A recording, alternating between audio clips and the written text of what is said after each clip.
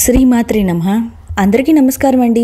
2025 సంవత్సరంలో దసరా నవరాత్రుల్లో 6వ రోజు అమ్మవారిని ఏ రూపంలో అలంకరించుకోవాలి, ఏ నైవేద్యం సమర్పించాలి, ఏ రంగు చీరను ధరింపచేయాలి, ఏ మంత్రాన్ని పఠించాలి, ఏ సమయంలో పూజ చేసుకోవాలి, అలాగే అమ్మవారి యొక్క విశిష్టత ఏంటి, ఇంకా ఏ రంగు పుష్పాలతో పూజించాలి, ఈరోజు ఏ దానం చేస్తే మంచిది, తిథి నక్షత్రం అన్ని విషయాలు ఈ వీడియోలో తెలియజేస్తాయండి. దేవి శరన్నవరాత్రిలో 6వ రోజు 2025 సంవత్సరం సెప్టెంబర్ 27వ తేదీ శనివారం రోజున ఈరోజు తిథి వచ్చి ఆశ్వీజ శుద్ధ పంచమి తిథి, తదుపరి షష్ఠి తిథి. పంచమి తిథి మనకి 2025 సంవత్సరం సెప్టెంబర్ 27వ తేదీ మధ్యాహ్నము 12 గంటల 4 నిమిషాల వరకు అయితే ఉంటుంది. తదుపరి షష్ఠి తిథి అయితే ప్రారంభమవుతుంది.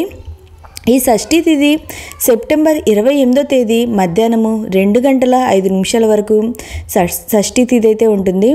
ఈరోజు నక్షత్రం వచ్చి అనురాధ నక్షత్రము. ఈరోజు విజయవాడలోని ఇంద్రకీలాద్రిపై దుర్గమ్మను, శ్రీ లలితా త్రిపుర సుందరి దేవిగాను, శ్రీశైలంలోని భ్రవరాంబికాదేవి హంసవాహన సేవలో కాత్యాయని దేవిగాను భక్తులకు దర్శనమైతే ఇస్తారండి. నవరాత్రుల్లో 6వ రోజు లలితా త్రిపుర సుందరి దేవి గురించి తెలుసుకుందాము. త్రిమూర్తులైన బ్రహ్మ విష్ణు మహేశ్వరుల కన్నా ముందే ఉన్న శక్తి ఆ లలితా త్రిపుర సుందరి దేవి. అందుకే లలిత అమ్మవారిని త్రిపుర సుందరి అంటారు. శ్రీచక్ర అధిష్టాన దేవతగా, పంచాక్షరి మహామంత్రాది దేవతగా ఉపాసకులను అనుగ్రహిస్తుంది. త్రిపుర సుందరి అంటే ముల్లోకాలను పాలించేది అని అర్థము. ఓ చేత్తో చెరుకు విల్లు ధరించి మరో చేతిలో పూల బాణాలు ధరించి ఉంటుంది. చండాసుర సంహారం కోసం అవతరించిన లలితా త్రిపుర సుందరి ఆ రాక్షసుని వధించేందుకు భీకరమైన యుద్ధం చేసింది. లలితా త్రిపుర సుందరికి కుంకుమార్చన సేవ ప్రీతికరం. ఏ ఇంట్లో లలిత సహస్రనామం నిత్యం వినిపిస్తుందో అక్కడ నెగిటివ్ ఎనర్జీ అనేది ఉండదు, సకల శుభాలు కలుగుతాయి. చిరునవ్వులు చిందిస్తూ శివుడి వక్షస్థలంపై కూర్చొని అపరూపమైన లావణ్యంతో ప్రకాశిస్తుంది ఆ లలితా త్రిపుర సుందరి దేవి. దేవి శరన్నవరాత్రిలో 6వ రోజు 2025 సంవత్సరం సెప్టెంబర్ 27వ తేదీ శనివారం రోజున తిథి వచ్చి పంచమి తిథి, షష్ఠి తిథి. ఈరోజు అలంకరణ వచ్చి శ్రీ లలితా త్రిపుర సుందరి దేవి అలంకారము. ఈరోజు పూజ నిర్వహించుకోవాల్సిన శుభ సమయం వచ్చి ఉదయం 7 గంటల 24 నిమిషాల నుండి 9 గంటల లోపు. తర్వాత ఆ సమయం కుదిరిన వాళ్ళు ఉదయం 10 గంటల 31 నిమిషాల నుండి 1 గంట 1 నిమిషం లోపు పూజనైతే ప్రారంభించుకోవచ్చు. సాయంత్రం పూజ నిర్వహించుకోవాల్సిన శుభ సమయం వచ్చి సాయంత్రం 4 గంటల 18 నిమిషాల నుండి 7 గంటల 30 నిమిషాల లోపు.